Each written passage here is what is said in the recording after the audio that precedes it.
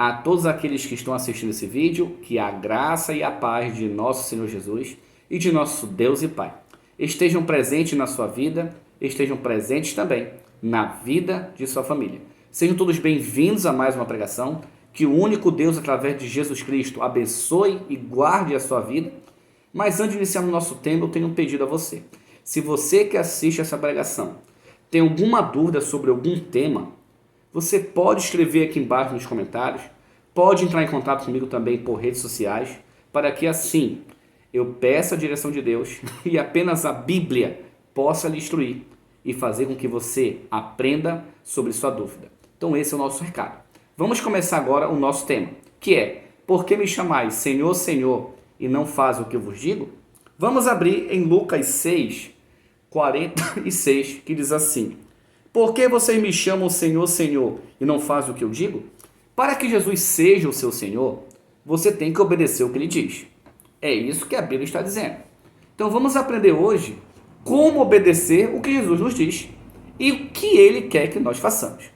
Em Mateus capítulo 7, versículo 21, diz assim: nem todo aquele que me diz Senhor, Senhor, entrará no reino do céu, mas apenas aqueles que fizerem a vontade do meu Pai Celestial. Então nós cristãos devemos obedecer Jesus? Sim, mas qual foi a ordem que ele nos deu? Obedecer ao Pai. Se nós obedecemos ao Pai Celestial, nós com certeza seremos salvos. Qual então a primeira vontade do Pai sobre nossas vidas? Vamos abrir o Evangelho de João, capítulo 6, versículo 40, que diz assim. João 6,40. Sim, essa é a vontade do meu Pai. Quem viu o Filho e ter fé nele tem a vida eterna, e eu ressuscitarei no último dia. Olha só, qual é a primeira vontade do Pai? Que nós creiamos em Jesus Cristo. Se você crê em Jesus Cristo, você já está no caminho certo. Vamos aprender outras vontades do Pai? João capítulo 12, versículo 50 diz assim: eu sei que o seu mandamento é a vida eterna. Portanto, digo simplesmente o que o Pai me mandou dizer. Segunda característica, o mandamento de Deus. Guardar a lei representa o caráter da vida eterna. Vamos colocar um ponto aqui. Guardar a lei não significa que você é salvo. Só quem salva é Jesus. Mas o caráter de Jesus e o caráter de Deus representam a lei. Então você é salvo por Jesus Cristo, mas por você querer ter o caráter de Deus e por você querer ter o caráter de Jesus, você guarda a lei. Vamos aprender mais sobre isso. Vamos abrir em Mateus, capítulo 5, versículo 17, e vamos compreender melhor sobre a guarda da lei. Por quê? Porque infelizmente, muitas pessoas pregam erroneamente dizendo que Jesus aboliu a lei. A pessoa que fala isso, me desculpe para quem assiste esse vídeo, a pessoa que fala isso, ele não conhece a Bíblia. Ele pode conhecer geografia, história, matemática, filosofia, artes, não sei, saber tocar instrumento musical, mas Bíblia ele não conhece. Por que você está dizendo isso, Leone? Porque Mateus capítulo 5, versículo 17, olha o que Jesus fala: não pensem que vim abolir a lei aos profetas. Eu não vim abolir, eu vim cumprir. Jesus está dizendo que não aboliu e que ele obedeceu. Mas, infelizmente, muitos religiosos têm pregado de maneira errada e nós devemos tomar cuidado com isso. Por que ele prega errado? Não sei. Não posso falar porque eu não sei. Vamos abrir agora em João, capítulo 15, versículo 10, que diz assim: se vocês guardarem meus mandamentos, permanecerão no meu amor, como eu tenho guardado os mandamentos de meu Pai, e permaneço em seu amor. Jesus falando, e tenho guardado os mandamentos. O que são mandamentos? A lei de Deus. Nós temos que guardar a lei, para permanecer no amor do Pai e também no amor do Filho. Perceba que isso aqui são versículos do Novo Testamento. Tá? Vamos abrir agora em João 17:3. E a vida eterna é esta, que te conheço a ti, o único Deus verdadeiro, e a Jesus Cristo a quem enviaste. Jesus nos dá outra dica. Quer ser salvo? Conheça o Pai, o único Deus verdadeiro, e a Jesus Cristo a quem o Pai enviou. Agora vem a pergunta que não quer calar. Como nós, qual é a característica que nós temos, que nós cristãos temos que ter, para que possamos mostrar ao mundo que conhecemos o Pai e o Filho? A Bíblia irá responder. Primeira carta de João, capítulo 2, versículo 3 e versículo 4, dizem assim: E nisso sabemos que o conhecemos, obedecendo a seus mandamentos. Qualquer um que diga, eu conheço, mas não obedece os seus mandamentos, é mentiroso e a verdade não está nele. Olha como isso é pesado. Isso é muito pesado. Se o seu líder religioso prega que a lei foi abolida, que o mandamento de Deus foi abolido, a Bíblia diz que ele não conhece a Jesus, que ele não conhece a Jesus e que ele não tem a verdade, e a Bíblia chama ele de mentiroso. Cuidado com isso, irmãos. Muito cuidado com essas falácias que muitas pessoas têm pregado por aí, porque elas preferem pregar dogma de igreja, preferem pregar sua teologia inventada do que a palavra de Deus. Vamos continuar. Mateus, capítulo 24, versículo 13, diz assim: Mas quem perseverar até o fim, esse será salvo. Muito bem. Perseverar em quê? A Bíblia responde. Apocalipse capítulo 14, versículo 12, diz assim: Aqui está a perseverança dos santos, ou povo de Deus, os que guardam os mandamentos de Deus e têm a fé em Jesus. Olha, então a característica dos salvos são duas: guardar a lei de Deus e ter a fé em Jesus.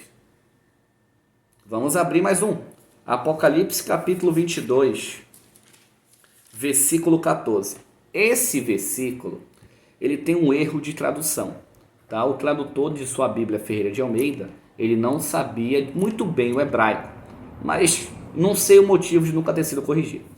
A Padre Ferreira de Almeida diz assim, peguei aqui um texto: Bem-aventurado aquele que lavam suas vestiduras e assim tem o direito de comer da árvore da vida e de entrar pelas portas da cidade. Mas a Bíblia hebraica diz assim: Bem-aventurado aqueles que guardam as suas leis, para ter o direito de comer da árvore da vida e entrar pelos portões da cidade. Esse segundo versículo é da Bíblia hebraica, é do contexto original. Então, para você ver que guardar a lei é sim a característica dos salvos. Agora eu vou explicar um detalhe.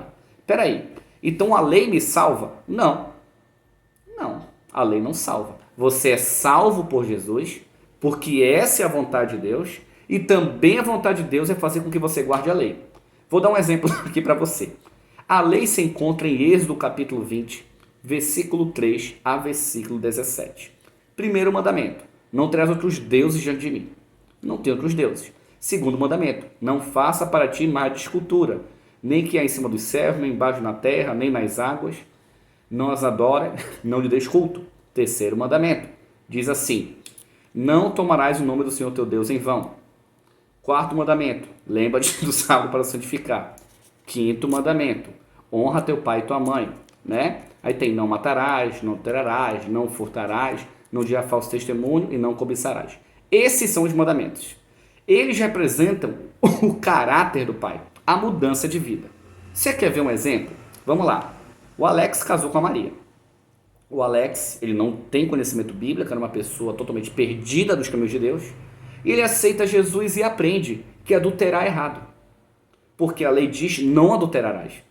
Ele começa a obedecer. Olha, o rapaz mudou. Por quê? Porque ele não trai mais a esposa. Mas por que ele mudou? Porque ele guardou a lei: não adulterarás. Então, quando nós guardamos a lei, nós mostramos a nossa mudança de vida. Por isso é importante guardar a lei de Deus, a mudança de caráter. E a outra vontade do Pai se encontra em Marcos, capítulo 16, versículo 15 e 16, que diz assim: vão pelo mundo, anunciem as boas novas a toda a criação. Quem crê e for batizado será salvo, mas quem não crê será condenado. O que significa isso? Pregar o evangelho. Mas eu não devo pregar de maneira chata, eu não devo pregar o evangelho de maneira preconceituosa. Eu tenho que pregar o evangelho apenas isso. Isso quando eu tenho oportunidade. Vamos chegar nesse ponto também. Abrindo em Mateus, capítulo 28, versículo 20, que diz assim: além de pregar, ensinando-os a obedecer tudo o que eu vos tenho ordenado.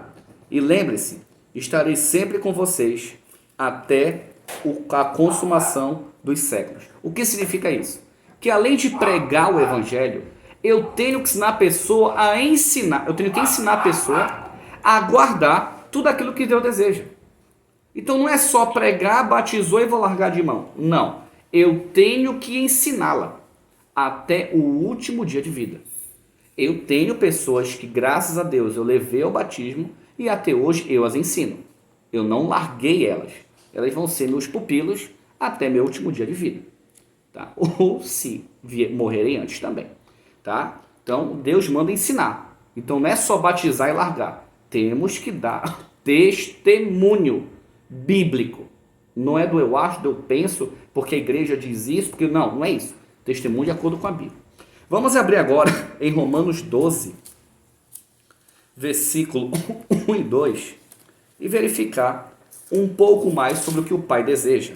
Diz assim: eu os exorto, portanto, irmãos, tendo em vista as misericórdias de Deus, que se ofereçam em sacrifício vivo e separado para Deus. Isso irá agradá-lo, pois é a adoração do templo, lógica de vocês. Em outras palavras, não se deixe conformar aos padrões do mundo cotidiano. Em vez disso, continue se transformando mediante a renovação da mente, para que saibam o que Deus deseja, e todos concordarão que o seu desejo é bom, satisfatório e fadado ao êxito. O que significa isso? Deus deseja que nós tenhamos consciência de como adorá-lo. Se você adora a Deus sem consciência, sem saber como faz, Deus fala que não é assim. Você tem que adorar a Deus sabendo como adorá-lo. Você tem que adorar a Deus de acordo com suas regras. Outra coisa que fala, renovação da mente. O que significa isso? Se eu estou errado, a Bíblia me mostra que a minha ideia é errada, eu tenho que mudar. Se eu estou fazendo algo errado, que para mim é certo, se eu penso em algo que para mim é correto, a Bíblia diz que está errado, eu também tenho que mudar. E isso vai fazer com que as minhas ações mudem, para que as pessoas vejam em mim a vontade de Deus e falam, isso aqui é certo. Mas infelizmente muitas pessoas, quando são cristãs, são piores que a do mundo. Infelizmente. Vamos continuar. Romanos capítulo 12, versículo 9 a versículo 21. Olha o que Deus deseja. Diz assim: não amem apenas por palavras. Rechacem o que é mal e apeguem-se ao que é bem. Amem-se devotadamente com amor fraternal e deem exemplos uns aos outros ao demonstrar respeito. Não sejam preguiçosos quando é necessário o trabalho árduo. Sirvam, porém, ao Senhor com fervor espiritual. Alegrem-se em sua esperança. Sejam pacientes ao passar por dificuldades e não se afastem da oração. Partilhe o que tem com o povo de Deus e sejam hospitaleiros. Abençoe o que aqueles que vos perseguem. Abençoe-nos e não amaldiçoem. Alegre-se com o que se alegra. Chorem com o que choram. Sejam sensíveis. Façam, porém, sensíveis para com as necessidades alheias. Não se considerem melhores que os outros. Façam, porém, das pessoas humildes seus amigos. Não sejam arrogantes. Não paguem mal com mal, mas tentem fazer de que todos consideram bom. Se possível, e quando depender de vocês, vivam em paz com todas as pessoas. Jamais procure a vingança, meus amigos, porque deixem isso para a ira de Deus, porque está escrito: a vingança é minha responsabilidade, eu vou executá-la. Se teu inimigo tiver fome, alimente-o. Se tiver sede, dê algo para beber. Porque ao proceder dessa forma, você amontoará brasas vivas sobre a sua cabeça. Não se deixe vencer pelo mal, mas vença o mal pelo bem. Isso é ser de Deus. Isso é obedecer à vontade do Pai. Tudo aquilo que Jesus fazia. No momento da cruz, Jesus estava sendo zombado, Jesus estava sendo motivo de piada. Até mesmo um dos ladrões que estava ao seu lado infelizmente, estavam falando palavras a Jesus que estavam magoando ele. E o que Jesus falou naquele momento? Pai, perdoa-os, porque eles não sabem o que fazem. Então Jesus foi um exemplo disso. Continuando, Efésios capítulo 4, versículo 25